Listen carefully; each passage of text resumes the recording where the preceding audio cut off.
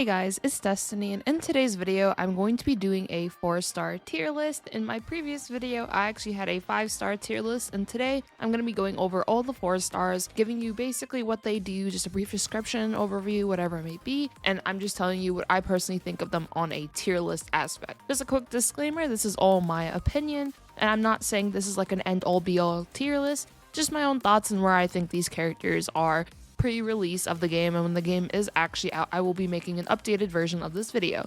Without further ado, let's get straight into it. So to begin, we have March 7th, which I think March 7th is definitely one of the best free-to-play characters that we do get throughout the story. March 7th is a shielder, she freezes enemies, she also does counterattacks to allies when they have a shield. If they are attacked, she counterattacks, and her technique freezes random enemies for a turn, as well as her ultimate can also freeze enemies. So overall, for utility, March 7th is an incredible character. She's definitely very good. I would even recommend building her all the way until your end game because I genuinely feel like she is that good. Personally, I would say March 7th is likely going to be in the A+ or S tier category. The only thing that March 7th, or rather, the only thing that holds back March 7th, I guess, not really holding her back, but there are alternative characters that also shield, but those are 5-star characters. So if we look at it from a free-to-play aspect, if you don't have Japard, March 7th is definitely there, and she's definitely great. So I feel like March 7th is definitely worthy of that A+ or even S tier, just by how good her utility is. Next up, we have Heng. Heng is a wind DPS who can reduce target speed when he crits. If they get slowed down, his ultimate has a higher damage multiplier. His technique can increase his attack for 3 turns upon the start of battle. Heng is really good for the fact that if you do end up critting with him, his ultimate now has a higher damage multiplier, which basically allows him to do more damage on a foe. Overall though, I feel like Heng, for a free-to-play option, he is not too bad, and if you are able to have high crit on him and consistently be able to crit, 1, he's doing more damage because he's critting. 2, he's reducing the target speed, which is always beneficial in this game to reduce speed. And 3, his ultimate will do more damage. So I feel like Heng can definitely be really good if you have a lot of crit rate and crit damage on him. But for the beginning of the game, I feel like he was just okay. However, in a DPS aspect, I feel like Heng is likely going to be A tier. Just the fact that I feel like he doesn't really offer much other than the fact that he can reduce target speed when he crits, and the fact that basically his damage multiplier for his ultimate goes up. I would not say he's an S tier because I feel like it's not enough to warrant S tier personally. Still an amazing character. He might be able to be A+, honestly, depending on how he's built. It's really dependent on how he's built and if he's able to get those crits off. Because if he doesn't get the crits, then he's just kind of okay in my opinion, because then he's not getting the increased multiplier. So overall, I'd either put him in A or A+. It's just very dependent on how you build him. If you are able to get a lot of crit and crit damage, he'll be really good. Additionally, if you are enjoying this video so far, make sure to hit the subscribe button, and now let's carry on. Next up, we have Herta. Herta can attack multiple enemies, and when an ally lowers a target's HP under a certain amount, Herta counterattacks and attacks all enemies. I will say with one thing with Herta, I feel like she'll be pretty good endgame wise, just to the fact that she can attack multiple enemies. She is also a free-to-play character, and I feel like she is amazing for farming. She makes grinding way easier. So I feel like Herta can possibly be in the B+ category. The reason why I say this is because I feel like Heng is able to reduce target speed, and he's also able to get that higher damage multiplier if he's able to crit. Herta doesn't really have anything like this, and she doesn't seem to freeze from what I've seen. She's only really able to attack multiple enemies and be really good for grinding and counterattack. So personally, I would just put Herta in B+ or even B tier, because I feel like DPS wise, Heng might actually be a bit better. Personally, I prefer Herta because I just like Herta's design a bit more and I think she's cuter. But if we're looking at it from a kit standpoint, I feel like DPS wise, Heng might actually be better. Now, if you're fighting a lot of mobs, that's where Herta can be really good, since Heng can't attack multiple enemies. Herta can attack multiple enemies. So I guess it's very dependent. For that purpose, maybe Herta can be an A, but I have another DPS on this tier list who will definitely be where Heng is, or even possibly higher. So for right now, I'm putting Herta in B+. We have Arlan. Arlan consumes his own HP to attack with a skill, and he's able to buff his attack based on him losing HP. The downside is that is not by a very high multiplier, even if you max out his talents and so on. But I feel like he can possibly have hidden potential if there's a way to skyrocket his HP stat. As for a beginning character though, in the beginning of the game, I don't think he's very good. I feel like he's just pretty meh in my opinion. Out of all the 4 stars, I don't think he's that great. I don't know if anyone has actually like played him extensively, my bad. If anyone's played him extensively and if they found that he's really good, I still think that hidden potential might possibly be there if you're able to skyrocket his HP percent, or yeah, his HP stat, due to the fact that he might be able to gain a lot of attack from that. But I'm not 100% sure because I am not that far where I can build a relic set that's primarily HP based on an Arlan. So endgame wise, he might be very good. That is not too sure.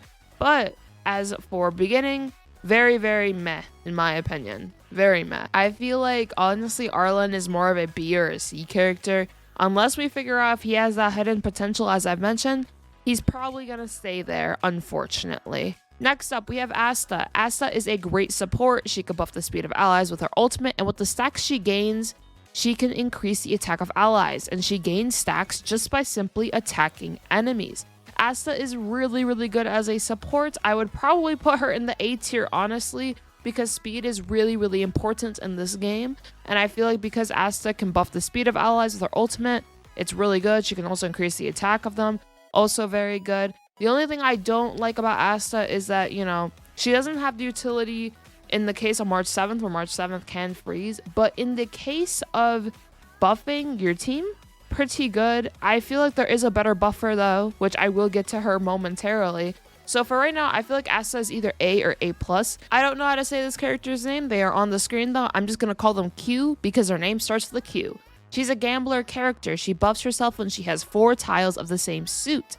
A way to get her buff state though can be by using her ultimate, as she will have all fish tiles. So a nice way to get her talent to proc, which is basically her concealed Kong state if I'm not mistaken, it allows her to have an enhanced attack after she gets her concealed state, and she'll be able to do more damage. So a way to get that proc is to have 4 tiles in your hand, and you keep gaining tiles as turns pass on and as she keeps using her attack and skill. So basically when you have 4 tiles in your hand, that's when you should ultimate, since all those tiles will turn into the fish suit. So now she has 4 matching tiles, and you will gain the buff from her talent to do more damage with her. So I feel like she probably has hidden potential as well in this case. I feel like she can possibly be really good. She is a 4-star quantum character as well, which we don't have many of those. So she can possibly be pretty good. So honestly, I don't know. It's kind of iffy because she's very dependent on doing your ultimate at the right time, which I just kind of told you how to do her ultimate at the right time. So I feel like she's decent, but I don't know if I would put her high up there, only because she is a gambler character at the end of the day. Next up, now this character is an S tier for me, and I'll explain why. Sushang. Her skill is able to attack enemies and possibly trigger sword stance, which allows her to do little ticks of damage after her skill. If the enemy has their toughness or weakness meter broken, it'll trigger 100%. Sushang's ultimate allows her to advance her turn by 100%, so she attacks again immediately after her ultimate, and she also gains 2 more sword stance attacks if she uses her skill. And if the enemy has their weakness meter broken, she can attack with her skill, and she can have actually 3 ticks on them if the weakness meter is broken. So she will do ultimate, then skill, then little mini ticks will be after her skill, and overall she's really, really strong. And when an enemy's weakness meter is broken, her speed also increases. So overall, she's an amazing DPS who can attack multiple times in a turn. I've gotten times where she's able to attack basically 3 times in a row due to the fact that I will use her normal attack or her skill. I will then ultimate, and then I will do her normal attack or skill again. And she basically was able to attack 3 times in that order. And I feel like she's really easy to use as well. It's just a little complicated because you have to understand how she works. But overall, I feel like Sushang is honestly an S tier DPS character. She can advance her moves similarly to Zilla. Zilla has that reappearance. Sushang has, I guess, her own form of reappearance, but it's different. She doesn't actually need to KO anybody. She just has to use her ultimate. So overall, I feel like Sushang is an amazing character. definitely S tier for the DPSs, or definitely S tier for this tier list, especially as a DPS. Next up, we have Tingyun. Tingyun buffs and blesses her allies, which the blessing actually benefits her and the ally. Her skill buffs their attack, and ultimate buffs the allies' damage, and blessed allies buff Tingyun's lightning damage by a certain percentage of the allies' attack. So I kind of see it as a double win. She buffs the allies, but she's also buffing her own lightning attack as well. Additionally, Tingyun is really good to pair with a lightning DPS, as she has an additional buff that's meant for lightning characters, which she's able to buff their lightning attack, just if she blesses them. So overall, Tingyun is an amazing buffer when it comes to lightning characters, or any characters of that matter. It's just especially good when it's lightning. So the reason why I have Asta an A+ is because in the buffer category, I personally feel like Tingyun is better. I get that Asta's thing is speed and Tingyun's is mainly damage, but Asta does also buff damage, so I have to consider that. But I feel like in a buffer standpoint, Tingyun is personally, I feel like just a bit better. I just personally think she has not a bit more value. I feel like it's very conditional. Like if your character's speeds are enough to where they can possibly attack multiple times in a turn or whatever it may be, then I feel like you don't really need Asta, but Tingyun would definitely be a better character to have in that case. Now the best of both worlds in this case would be Bronya, as she's kind of able to do it basically almost all of it, but Bronya's a 5-star, so Tingyun and Asta kind of cover for some things, but they don't cover for everything. But personally, I would put Tingyun in S tier. Now we have Hook. Hook can attack single or multiple targets, and she's able to inflict burn on them and buff her attacks with her ultimate. I feel like Hook is a decent character. I wouldn't say she's out of this world, but I do feel like she's a decent character overall. So personally, I would probably put Hook in B+ tier or A tier, just because I feel like that's all she really does. She's not bad though. The burn is definitely good, as that is DOT. And for some reason on my tier list, I don't see a Hook anywhere. I think this person forgot Hook. So imagine Hook is either B+ with Herta, or she's A tier with Heng. Just think of it like that. Next up, we have Sampo. Sampo can inflict DOT, which is once again damage over time, and he increases damage over time taken by enemies. He can also use his technique to blind them, which delays their action speed in battle. Sampo has really good utility in the fact that he is also able to inflict DOT and increase DOT damage taken by enemies, can pair amazing with characters like Serval, even Hook, because Hook can burn them. So Sampo is really good to pair with another DOT character. I would definitely recommend pairing him with Serval. But if you do have Kafka, when she does come out, Kafka actually takes advantage of DOT on enemies, as she is able to do more damage on them if there is more DOT on the enemy. Basically, when she uses her skill, I believe she will be able to do more damage. Or rather, she'll be able to do damage, and then 100% of the DOT inflicted on the enemy will also be taken as like a tick damage afterwards. So it'll just be a bunch of tick damage with all the DOT. Sampo being able to increase the DOT taken by enemies allows him and Kafka to be an amazing pair. So for utility, I feel like Sampo is really good, but Sampo, in my opinion, is kind of niche in the case of you want to pair him specifically with another DOT character, I feel like. So for Sampo, I would personally put him probably in B+ tier, only due to that niche factor. But if you do have him on a DOT team, he is easily, in my opinion, like an A+, possibly even S tier for a DOT team. So it's very dependent on what team you use him for, but currently I'm feeling like him as a base character is probably just B+, so I'm gonna put him there. Next up, we have Pela. Pela, in my opinion, is also very good.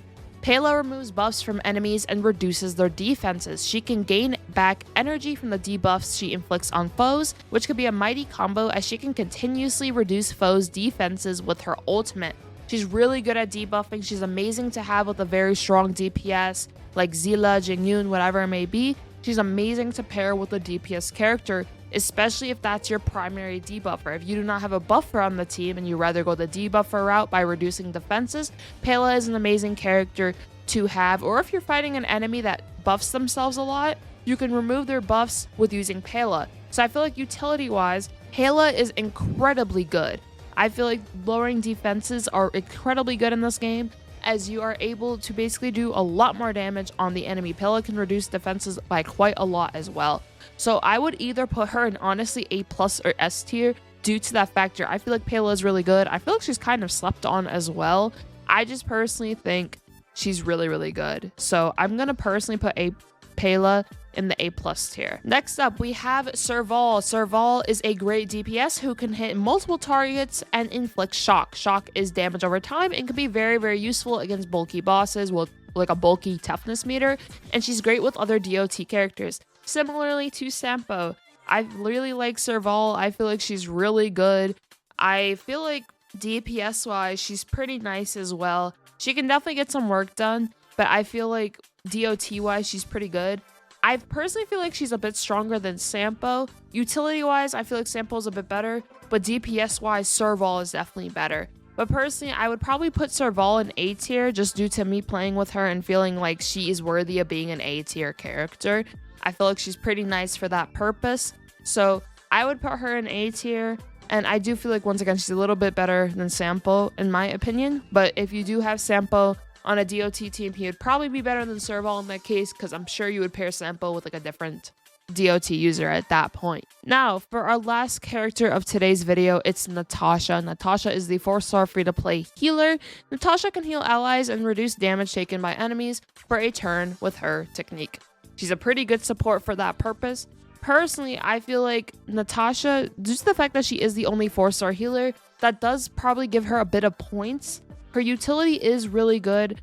I personally prefer shielding in the game than healing, but I know that Natasha and March 7th are an incredible combo due to the fact that basically if you have March 7th and Natasha, you'll be able to have heals, you could dispel debuffs, and you can also shield. So both of them together is really good.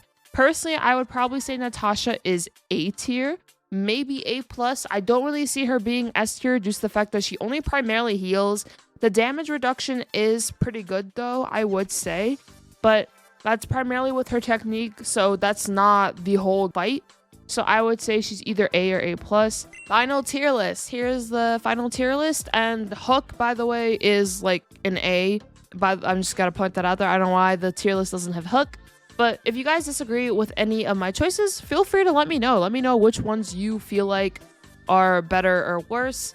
But for right now, I feel like this is an okay tier list. I feel like it's fine. Once again, this is not an end-all be-all tier list. If you disagree with the tier list, that is completely fine. This tier list is not meant for people to follow it religiously to the point where this is like the only thing you should ever use.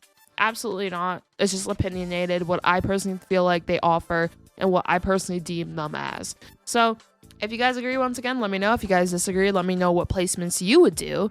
And of course, play what characters you want. If your favorite character is Arlan, play Arlan. Who cares about what I honestly have to say about it? At the end of the day, playing the characters you want and having fun with the game is the whole purpose of this game. This game should not be a meta chase.